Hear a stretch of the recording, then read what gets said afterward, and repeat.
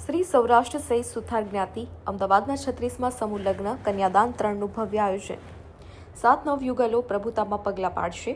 Cabinet મંત્રી કુંવરજીભાઈ બાવળિયા અને સાંસદ હસમુખભાઈ પટેલ સહિતના મહાનુભાવોની પ્રેરક ઉપસ્થિત રહેશે। શ્રી સૌરાષ્ટ્ર સહિત સુથાર જ્ઞાતિ હિતેચ્છુ મંડળ અમદાવાદ પ્રેરિત અને શ્રી સૌરાષ્ટ્ર સહિત સુથાર જ્ઞાતિ યુવક મંડળ દ્વારા આયોજિત 36મો સમૂહ લગ્ન સમારંભ કન્યાદાન 3 આગામી તારીખ 8 માર્ચ 2026 રવિવારના રોજ અમદાવાદના નવા નરોડા વિસ્તારમાં આવેલ ઉદયગીર પાર્ટી પ્લોટ ખાતે યોજાશે।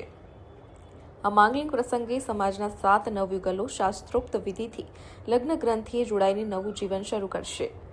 આ પાવન અવસરે અનેક સંતો અને મહાનુભાવો ઉપસ્થિત રહી નવ દંપતીઓને આશીર્વાદ પાઠવશે, જેમાં ખાસ કરીને શ્રી નવલગીરી જે ગોસાઈ ભાગવત આચાર્ય પૂજ્ય જોગીદાદા વ્યાસ, મહંત શ્રી નિશાંતપુરી બાપુ અને ધર્મ સાંસદ શ્રી 1008 અક્ષયપુરી બાપુ હાજર રહેશે।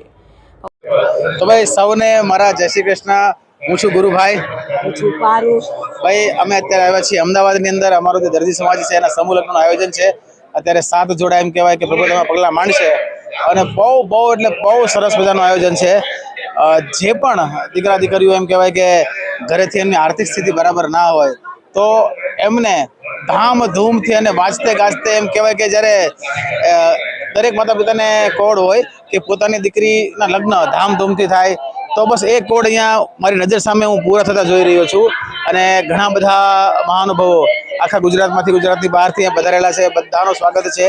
અને અમદાવાદનું જે આખું મંડળ છે જેમનું આખું આયોજન કર્યું છે, તમામ કાર્યકર્તાઓ, ટ્રસ્ટીગણો, પ્રમુખ બધાને અમે અભિનંદન પાઠવીએ છીએ કે આ સરસ મજાનું આયોજન કર્યું છે। અમારા હકાબા ગઢવી પણ અહીં હાજર છે, એમને પણ હું થેન્ક યુ કહું છું કે અહીંયા તમે અહીંયા પધાર્યા છો। બાકી આવું ને આવું। મારું નામ હિંમતભાઈ પી હિંગુ, શ્રી સૌરાષ્ટ્ર સુથાર જ્ઞાતિ હિતેચ્છુ મંડળના મેનેજિંગ ટ્રસ્ટી તરીકે સેવા આપું છું। આ અમારા 36માં સમૂહ લગ્ન છે। નોન સ્ટોપ 1987 થી આજ સુધી અમે એક પણ વર્ષને ગેપ કર્યા વગર સમૂહ લગ્ન કરીએ છીએ।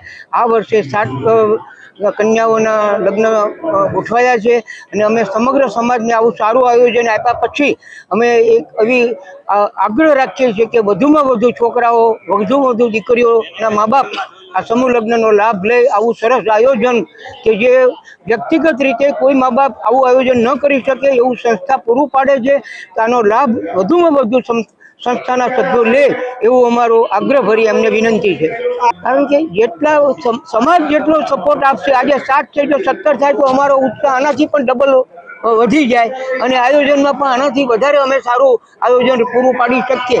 સમાજ કેટલો આમાં ઇન્ટરેસ્ટ થાય છે, સમાજ કેટલો અમને સપોર્ટ આપે છે, એના પર આખો કાર્યકરોનો ઉત્સાહ એ આધારિત છે।